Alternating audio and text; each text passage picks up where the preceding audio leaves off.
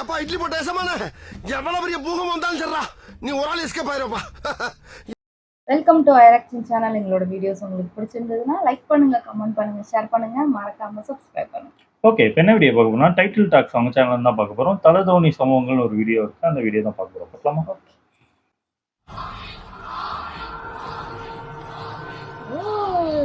மகேந்திர சிங் தோனி. தல தோனிக்காக இந்த video click பண்ணவங்களுக்கு நன்றி, வணக்கம். எம்எஸ் தோனி மூவி மாதிரி எல்லா எமோஷனுமே கலந்துருக்கும். ஏன்னா அந்த வீடியோ மாசம் ஆரம்பிச்சு ஃபன்னா கொண்டு போய் கூஸ் பம்ஸா முடியும். வீடியோ கிளைமேக்ஸ் ஒரு கூஸ் பம்ஸ் அடிச்சு சொல்றேன், உங்களுக்கு கண்டிப்பா வரும். மிஸ் பண்ணிடாதீங்க. இப்போ ஆரம்பிக்கலாமா?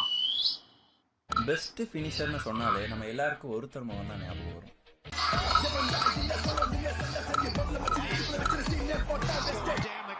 T20 world cup 2016 India versus South ஆப்பிரிக்காக்கு மேட்ச் நடக்குது. அதுல சவுத் ஆப்பிரிக்கா 172 ரன் எடுத்திருந்தாங்க. நெக்ஸ்ட் இந்தியா பேட்டிங் பண்றாங்க. சோ விராட் கோலியோட நல்ல பேட்டிங்னால இந்தியன் டீமே ஜெயிக்கிற ஸ்டேஜ்க்கு வந்துருச்சு. 7 பாலுக்கு 1 ரன் அடிச்சாங்க. வந்து பேட்டிங் பண்ணது தோனி. சோ அப்ப எல்லாரும் தோனி விராட் கோலி அடிச்சு ஜெயிக்க வைக்கணும்னு நினைச்சாங்க. ஆனா தோனி அங்க என்ன பண்ணாருன்னா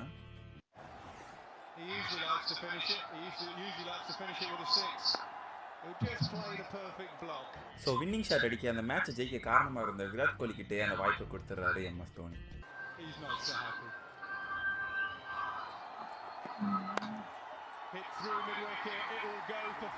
யாருக்கு வரும் அந்த மனசு?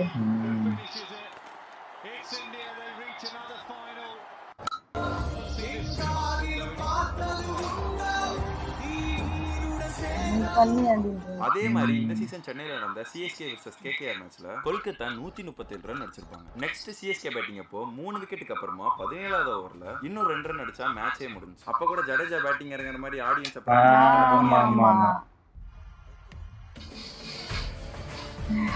இதெல்லாம் தோனியோட இது. அவர் உள்ள வந்தப்ப அந்த சத்தம்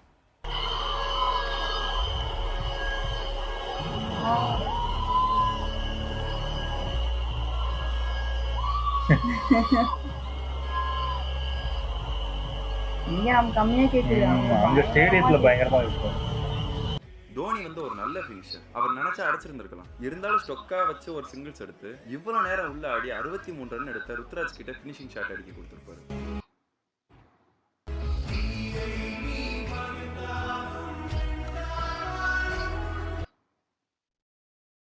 காப்பிரைட்டா கட் பண்ணிட்டு இருக்காங்க. இந்த பாட்டு எம்எஸ் தோனிக்கு போட்ட மாதிரியே தான் இருக்கு.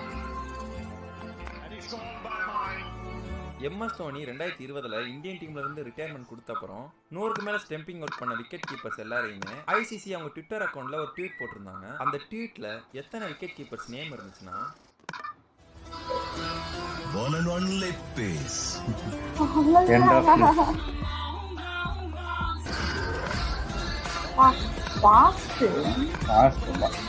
ஸ்பின்னருக்கு பயங்கர ஒரு ஹெல்பிங் ஹேண்டா இருப்பாரு.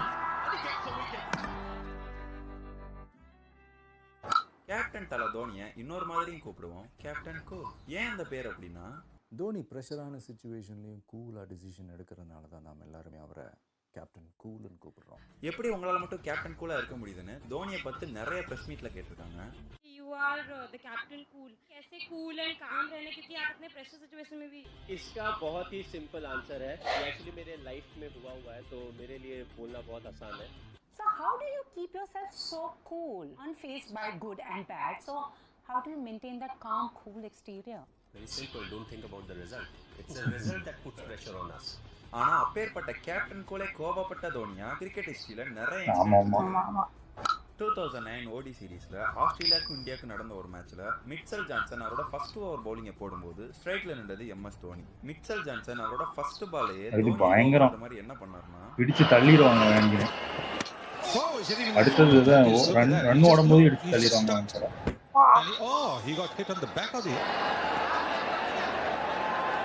மிட்சல் ஜான்சனோட செகண்ட் பால்ல தோனி ஒரு சிங்கிள் அடிச்சுட்டு ரன் எடுக்க வரும்போது நீ மறச்சிடுவாரு. பந்த பிடிக்கிறேன்னு தோனிக்கு நடுவுல வந்துருவாரு. அது பாத்துருக்கேன், அது லைவாவே பாத்தீங்கன்னா வெறுப்பேத்துறது. கோமா இருந்த கேப்டன் மிட்சல் ஜான்சன் ஏடி இவ்வளோ இதெல்லாம் இதுக்கப்புறம் பயங்கரமா ஒரு Johnson wasn't looking at the batsman, so he had no clue where the Indian captain was. No clue where the Indian captain was.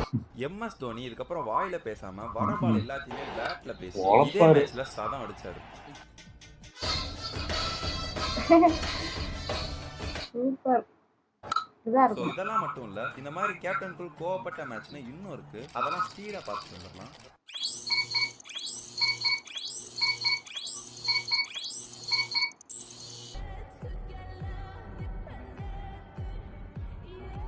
இது நோ பால் கொடுத்துட்டு டக்குன்னு கையெழுத்து எடுத்துருவாரு.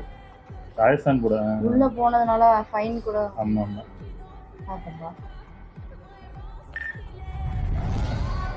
இது அவுட் கொடுத்துருவாங்க. தேர்ட் அம்பையர் அவுட் கொடுத்துட்டு இவங்க இல்லைன்னு சொல்லி கூப்பிட்டு வந்துருவாங்க. அதுக்கு ஒரு சந்தோஷம். இது சரியான இது.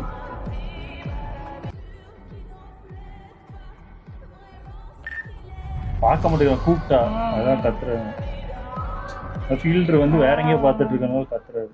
ஸோ தல தோனி ஒரு நல்ல கிரிக்கெட்டரா, கூல் கேப்டனா, விக்கெட் கீப்பரா, ஏன் ஒரு நல்ல மனிதரா நமக்கு தெரியும். அதெல்லாம் தாண்டி எம்எஸ் தோனி ஒரு சரியான ஃபன்னான பர்சன்.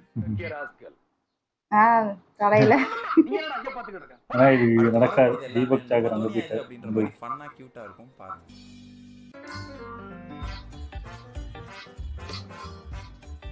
அவங்களே அமுக்க வந்தாங்க. அதுக்குள்ளே வெறும் பண்ணிட்டு அந்த எடுத்துட்டு வந்தேன்.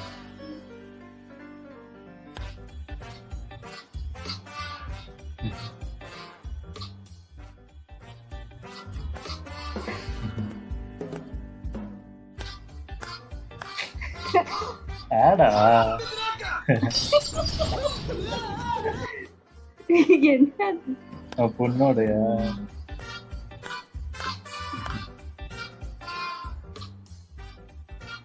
ஓகே யார் அது?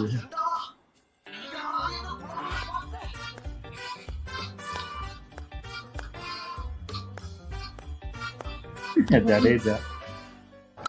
சிஎஸ்கே டீம்ல தல தோனிக்கும் தீபக் சகருக்கும் எப்பவுமே ஒரு ஃபன்னான பாண்டிங் இருக்கும். அது அவ்வளவு சூப்பரா இருக்கும்.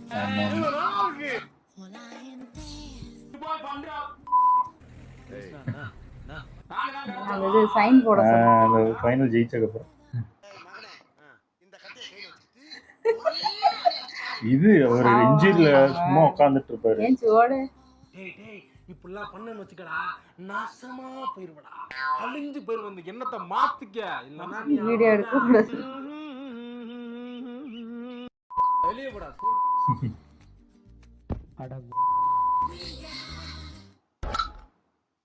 2022ல பிரைஸ்லெஸ் மூவ்மெண்ட்னு டைட்டில் வச்சு எம்எஸ் தோனி அந்த இன்டர்வியூக்கு இன்வைட் பண்ணிருப்பாங்க. இன்டர்வியூனாலே பொதுவா நிறைய क्वेश्चंस கேட்பாங்க. அதுல ஒரு பார்ட் ராபிட் ஃபயர் ரவுண்ட்னு क्वेश्चन கேட்பாங்க. Rapid fire. I'm ready. அப்படினா அவங்க அடுத்தடுத்து கேக்குற क्वेश्चंஸ்க்கு தோனி டக்கு டக்குன்னு ஆன்சர் சொல்லணும். சோ ஃபர்ஸ்ட் ரெண்டு क्वेश्चंस நல்லா போச்சு. நெக்ஸ்ட் என்ன क्वेश्चन கேட்டாங்கன்னா, What is your most priceless gift that you've ever received? I'm waiting for the gift. Hasn't come yet? No, because once you've said it, then people won't give you any more gifts. I'm waiting for the gift. Dhoni சொன்னதை கேட்டு அங்க இருக்கிற எல்லாருக்குமே shock. அங்க இருக்கிற ஆங்கரும் ஆடியன்ஸும் priceless கிஃப்ட்னா Dhoni அவங்க பொண்ணை தான் சொல்லுவாங்க அப்படின்னு எதிர்பார்த்திருக்காங்க. அவ்வளவு ஏன் அந்த ஆங்கரை தோனி கிட்ட மைட் சமையான ஒரு பதில் வரும். ஆனா தல தோனி அங்க என்ன சொன்னாருன்னா, I'm still waiting. कुछ तो बढ़िया मिला होगा priceless.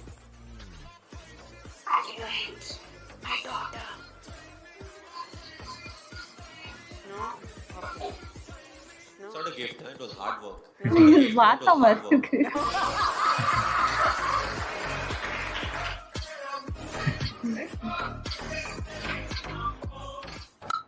guys, ரியல் கூஸ் பம்ப்ஸ்னா என்னன்னு தெரியும்? அந்த விஷயம் மகேந்திர சிங் தோனிக்கு ஒரு தடவை நடந்திருக்கு. இதை பத்தி ரொம்ப ரேரான இன்டர்வியூஸ்லாம் ஷேர் பண்ணியிருக்காரு MS Dhoni.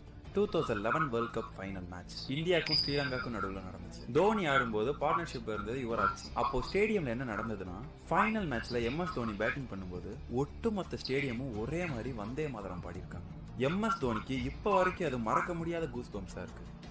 It was during the 2011 World Cup. It was during the finals. We were sitting in, not sitting, we were playing at Wankhede, and it was like 10 or 15 runs were needed. And me and Yuvraj, we were batting, and all of a sudden the crowd, they start singing the song Vande Mataram. Oh my God, that gives me goosebumps. and you're right in the middle, and imagine 35-40,000 people, you know, saying Vande Mataram. So it used to start from, let's say if it started from north stand, your ears actually move because it goes around. Good ball, another 2 overs, he bowls 48 and 50 if required. There's a committee meeting out there in Sri Lanka. Everybody's involved.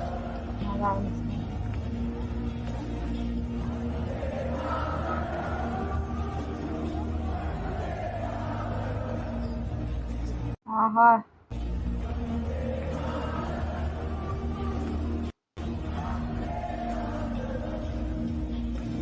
During the 2011 World Cup, and it was like 10 or 15, 20 runs needed on the finals, and the stadium started to chant Vande Mataram, and I don't get goosebumps. I don't know, maybe something wrong with me. I don't get goosebumps, but and when they started to chant, and let's say if it was moving from one side of the stadium to the other, you hear they will actually move. Match எண்டுக்கு வந்துருச்சு. Dhoni batting ஆடுறாங்க. MS Dhoni இன்னும் 4 run அடிச்சா India win.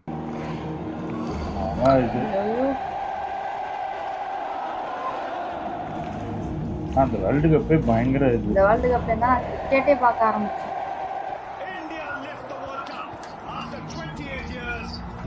Quarter ஃபைனல்லே Australia விரட்டிடுவோம், செமிஃபைனலில் பாகிஸ்தானை விரட்டுவோம். அதெல்லாம் பயங்கரம்.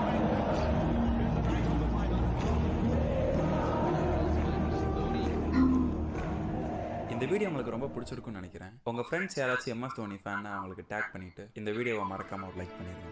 மறந்துடாதீங்க like பண்ண.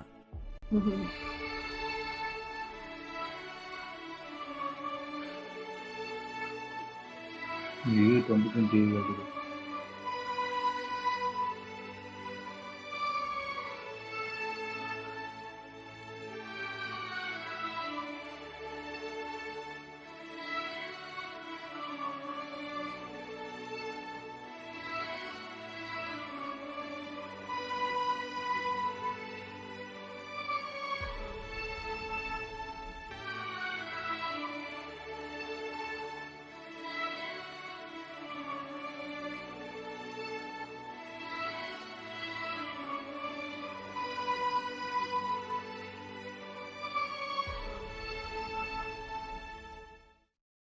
சூப்பர், நல்லா இருந்துச்சு.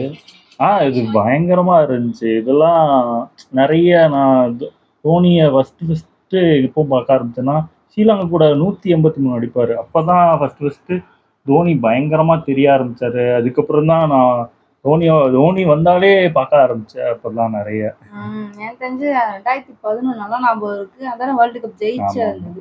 அப்போ தான் நான் கிரிக்கெட் சும்மா பார்த்துட்டு இருந்தது. ஏதோ லீவில் இருந்ததுனால நான் பார்க்க ஆரம்பித்தேன் அதை.